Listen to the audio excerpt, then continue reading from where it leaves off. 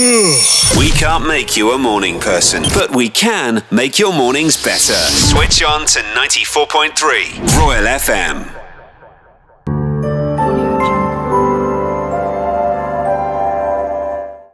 Sponsored by MTN. MTN. Everywhere you go. Good morning and welcome to the 8-hour conversation. Ephraim Romange is in the studios. This time Claudine White. Good morning, Ephraim. Good morning, Jesse. How are you? No shots for me today. No shots? No. You happy? Yeah. Yeah. Unless you much comfortable today. But I'm always comfortable. She Because gets don't make it sound like... She can focus on the conversation. You can focus on the conversation. Forget about the other things. That word, I was distracted. Zero chance, Ephraim. Stop it. How are you? I'm good. How are you? The new haircut looks fantastic on you. Thank you. But I feel like I've had it. I'm just growing out my hair. That's the only difference. Yeah, and we like it. Yeah. We're trying to prevent old age. It's called Movember. Movember. We are first serving for Movember. You see how like we have Breast Cancer Awareness Week where we have that month of ours. So November is in Movember for men. They not shave off. Hey, really? No beard, anything? In the campaign of prostate cancer and Now, you remember the time when I came to studio with I'd shaved my goatee. I only kept a mustache. Yeah, and it has grown so fast. Yeah, because I knew it would grow fast. Well. But somebody saw the video on social media and they asked another friend, "Is Ephraim depressed?" Okay. Has he gone to see his barber? Did they forget which part of the... So I was like, okay. Clearly, this is not a personal beard. It's a public... Looks like. Yeah, it's a public beard. I know a guy who actually has a very big beard than yours, like that whole thing, because his wife loves beard. I think it's just the wife. He makes a mistake and I'm telling you, I would walk into rooms and people are like, go back. And I'm like, but what's the issue? No, we have rejected. This go and shave? Yeah, because I'd shaved my beard and I'd only kept the mustache. And so I was doing it because I wanted it to grow better. For some reason, women are saying that they should not be trusting men with beards. I don't know why. They should not trust. They should trust women. I have a thing for. I don't know about women, but people have the issues. People speak from experience. But I have. Men with beards. Have I been disappointed with men with beards? Yeah. Do I love beards? 100%. So. But they're disappointing, right? But have you been disappointed by men without beards? No, with both of them. That's what I'm trying to say. I feel like that has nothing to do with it. Chances, a man with a beard will take most of his time just concentrating on the brushing his beard. No, but it's also very romantic. Let's speak for ourselves. On loving on you. Imagine. No, I don't think so. So I think for us, it works for us very well in foreplay. Anyway, let's just guys move on. It's the morning. Yeah. Can we settle this and get into the conversation? Most definitely, please. I can see people are now starting to get hot under the... I think you might have to turn on the AC. Beards are disorganizing people. Listen, Ephraim is here for us to have a conversation. It's 22nd of October. It's about the date in the month when, if you're running a business, things start to turn gray. This is the week. Yeah, because you're looking at payables. End of month, you have salaries. You're just coming from a week of taxes. For those of you who are paying taxes, there's rent and so many other things that come along. And then we also know that the quarter has not been that easy. Huh? It's been quite challenging. Yeah, for most people, it's been a tight one. For most people, plus the virus whole thing, events have been cancelled in most. Yeah. So today we wanted to pick on a conversation on cash flow, and Ephraim is going to help us to answer a few disturbing questions on cash flow. Ephraim is an entrepreneur. He's been into business. He's tried everything. Failed at everything, resurrected, succeeded at some. But it's true though. Like I feel like not most things. I don't think you've failed on everything. I think you've failed on a few things and bounced back. No, but like life failed is at anyway. Everything and bounced back. Yeah, good lessons learned from Ephraim. But I like the way failed at some few things and but honestly, I think if it depends on how you define failure, because even within the things that you succeeded, there is failure. So I mean, it just depends on how you define it. But to give Jesse some slack, to a certain degree, one could say I failed at everything. Who hasn't? But you doesn't like, so even when you talk of failure, what is failure? It's failure is not final. So like, even if you failed at being a good husband, doesn't mean that you can't be a good husband. Yeah. I failed at business. I felt so terrible. Took me so long. It's taken me so long to recover. I still feel silly. I feel like you failed. How could you at fail? Everything, So, literally life everything. is just like that. And I pick on my lessons every day. Yeah, we learn from. I just what we do not from. stop, trying to see if I can make the most of another chance. It's just human error. Fail is human error. Ephraim, small businesses, we struggle with things like late payment from clients. Kandi mu Rwanda, it's like the culture will pay late. I have some clients up to 2 years, they have failed to meet their part of the bargain to make payments. To some, we're actually friends. I give them a service, they have failed to pay, they have excuse upon excuse. But you can see they're doing other things to grow their businesses. Where they pick the money, of course, it's none of your business. But you can see that they are excelling in some areas of their businesses while they give you the story that they cannot find the money to pay. Late payment is such an issue which directly affects cash flow of any business. I would like us to start this conversation with you sharing some of the strategies, how a business can improve their payment collection processes. Perhaps you could even use examples like service-based companies or even freelancers, how to play about with it. Okay, so the biggest challenge, obviously, when you're gonna give anybody advice is that it's contextual. So what affects Jesse and Ephraim and Juliana could be the same, but it could also be very different if you looked at the details. And so I could go and try to hammer down specifically on X, Y, and Z, but I think for me, I like to simplify things, not just for other people, but for myself. People would say, "Oh, he's very intelligent," but you'll be surprised. I like simple things because it makes my life easier. I don't like to get into complicated things. And one of the things I've noticed with money is that the less complicated it is, the safer and better it is for you. The moment things get very complicated where money is involved, you're going to have issues. Let's take, for example, inheritance. When how it's set up is very complex, which relative gets what and how, and it's not clear. Normally that's where you have squabbles. But when it's very clear that everything is going to the mother, you people can complain, but it's normally very easy to manage. My point is, when it comes to cash flow management, there are pretty much three things. One, you have to reduce costs.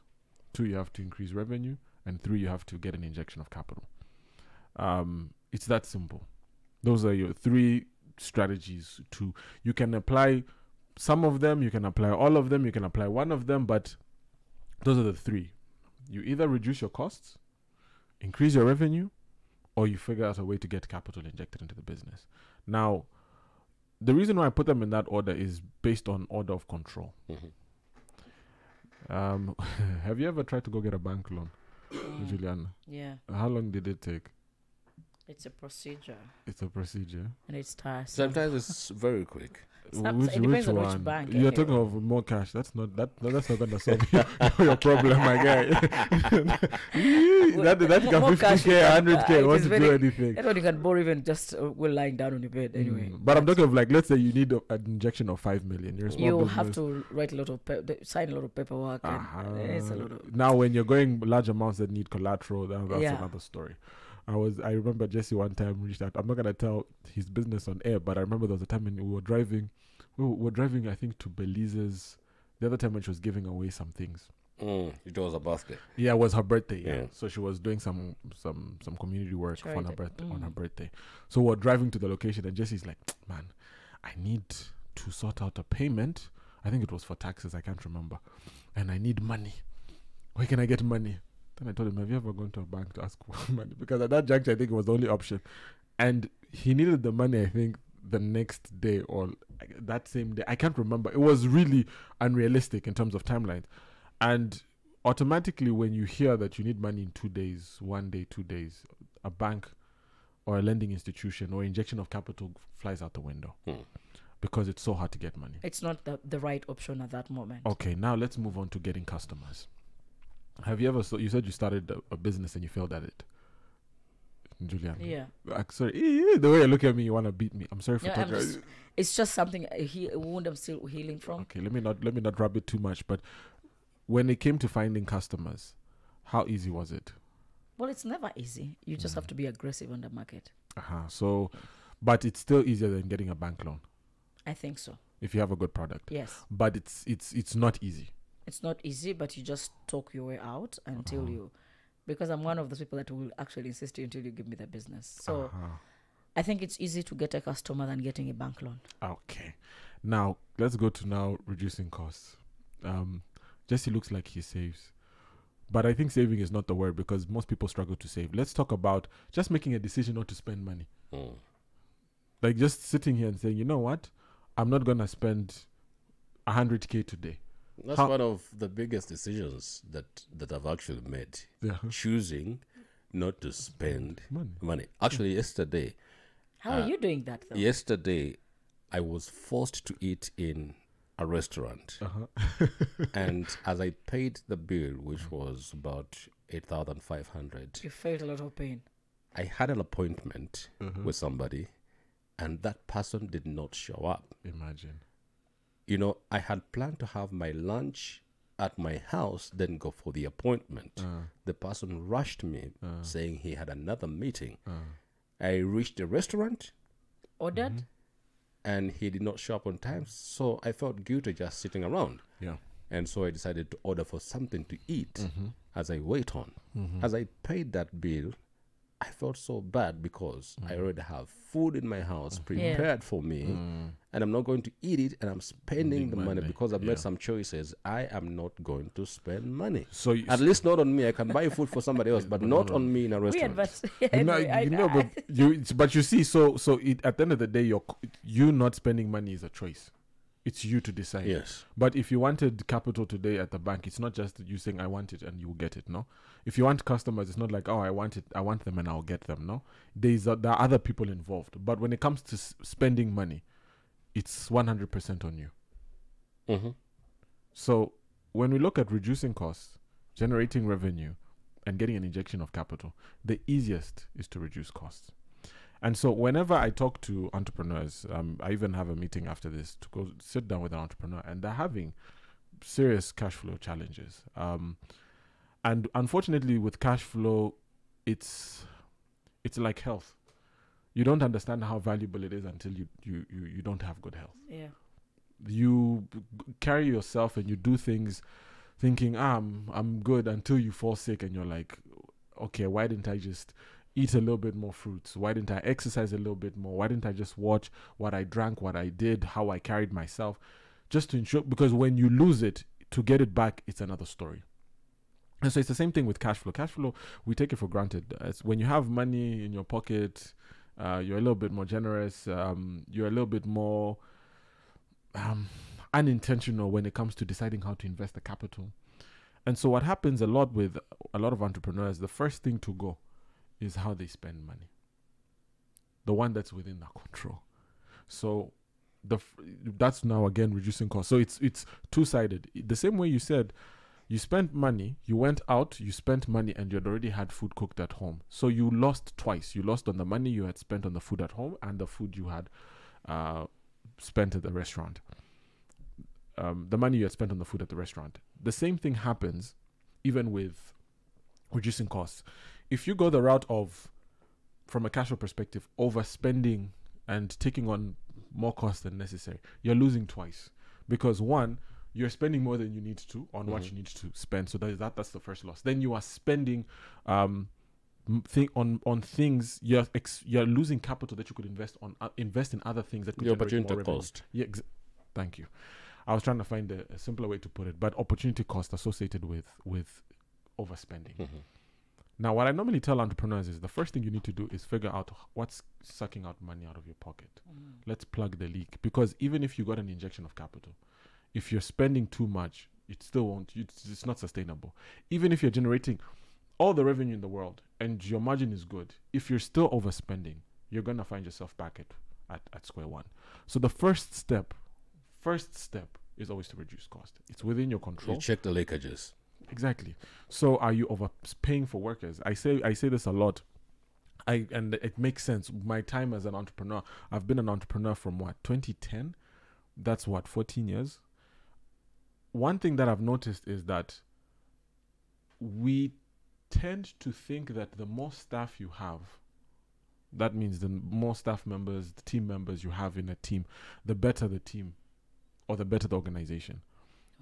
Not true. You need a shortage of sorts within your team. If it's a task that needs 5 people, hire 3 or even 2 and watch the magic. Pay those 2 people a lot of money. The equivalent you would have paid the 5, but watch and see what they do. You can even pay them slightly less, but you need somehow to be slightly understaffed. So 1, don't hire people. There is this thing of entrepreneurs, we have this ego, right? So I don't know about it these days, but back in the day, creating opportunities, jobs. You just feel like I'm a job creator. And funny thing is that it's because let me talk about when I started my entrepreneurship journey.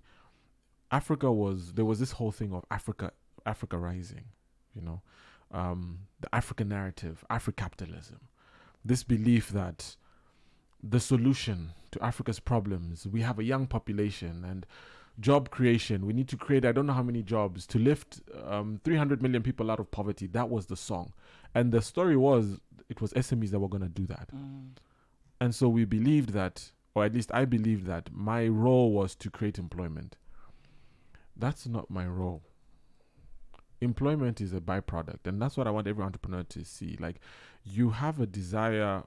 Again, a client of mine, for him, the organization went and they do trainings of some of the staff members. It's a specialty business, and they do trainings of some of the employees, but they don't graduate them out. They keep them, and so you find they have way more staff than they need. They retain everyone they train. Exactly, almost everyone, which is really crazy.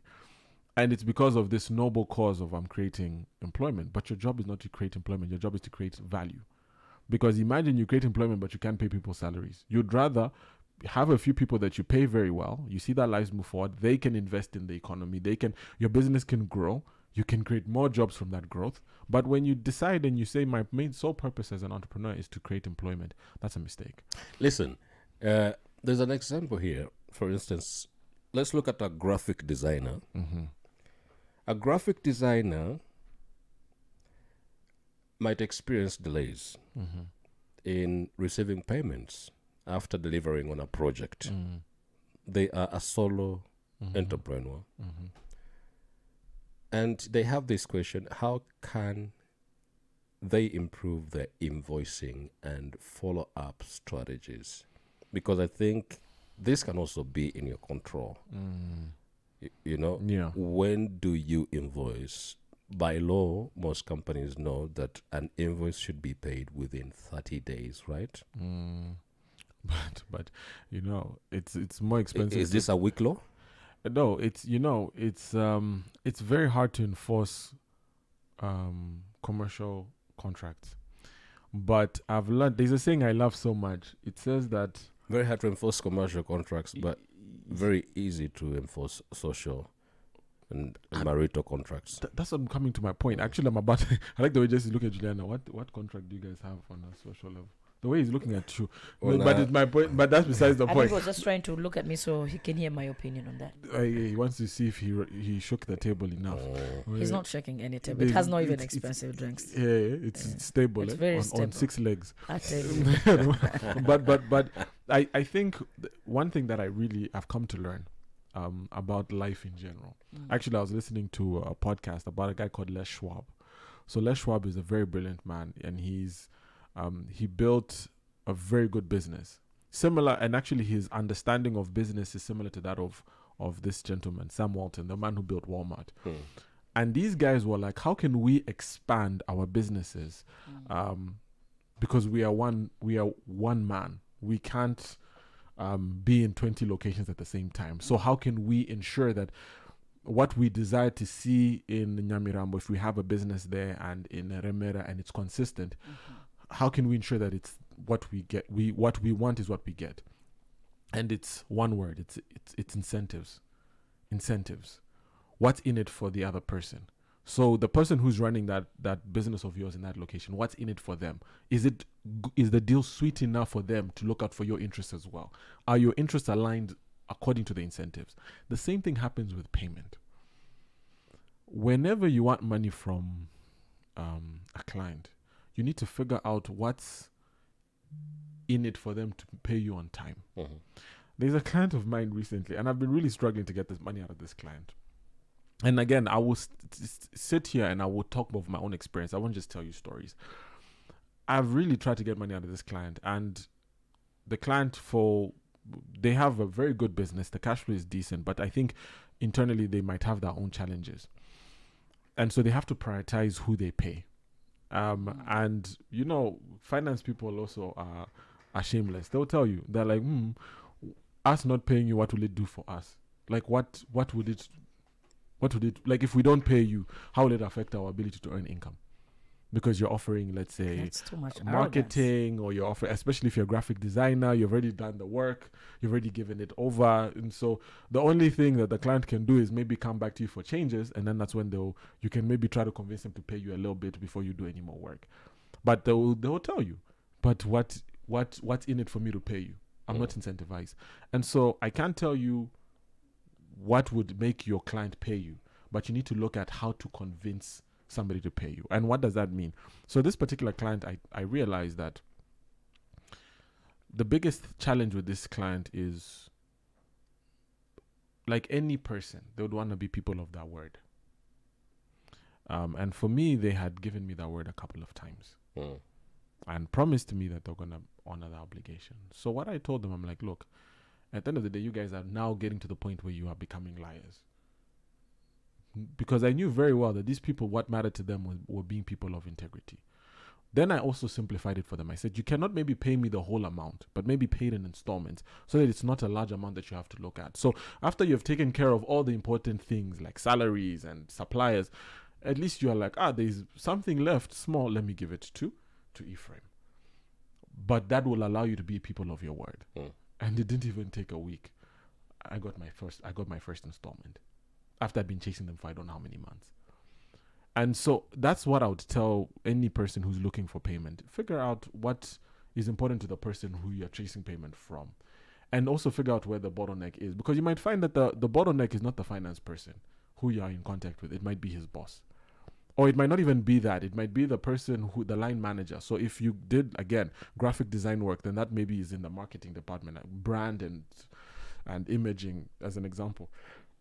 Maybe that line manager has not signed off on you receiving payment because they're looking at the budget and they'd rather allocate the budget to something else. So you need to figure out who has it, who has your payment in their hands, and then asking, how can you incentivize that person to pay you? And I'm not talking of corruption. That's another story. But that's, I was about to say that, but that's just proper data and corruption. But why should I do that when I'm supposed to get my money? I do not have to, because that situation has happened to someone. Because debt collection is also a cost, meanwhile. That's what I was about to tell you.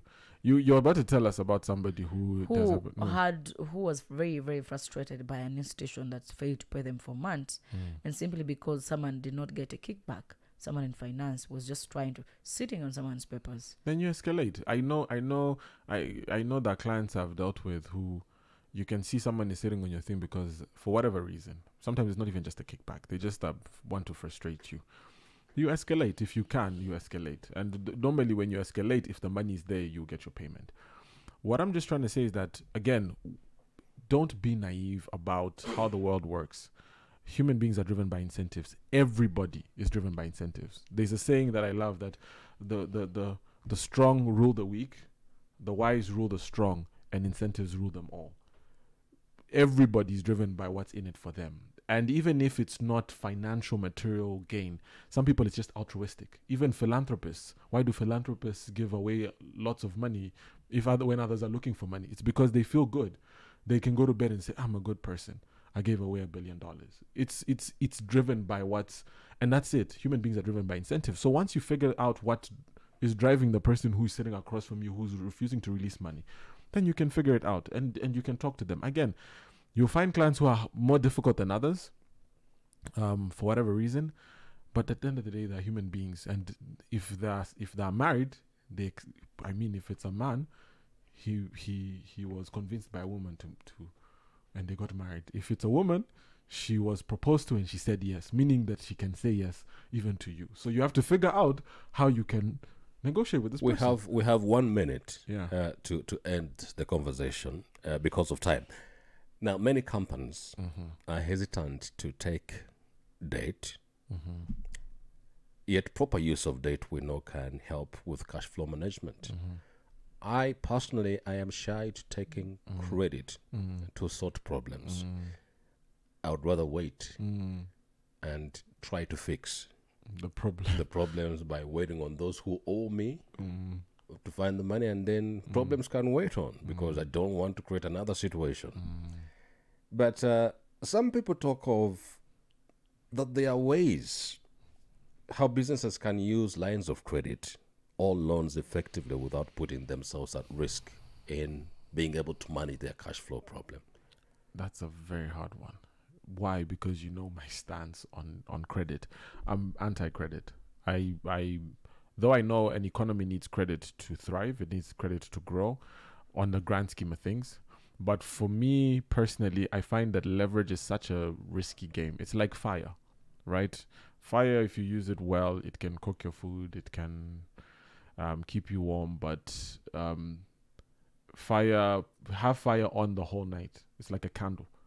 Candle gives you light, but it can also destroy you. Exactly. You can go to, if you leave it on the whole night, you find that it ends up burning down your house. It can burn you in your bed. If you leave the candle, it's romantic. You're with your loved one and you have a candle lit night, and then you forget that the thing, and then it falls on the bed, and there goes the love.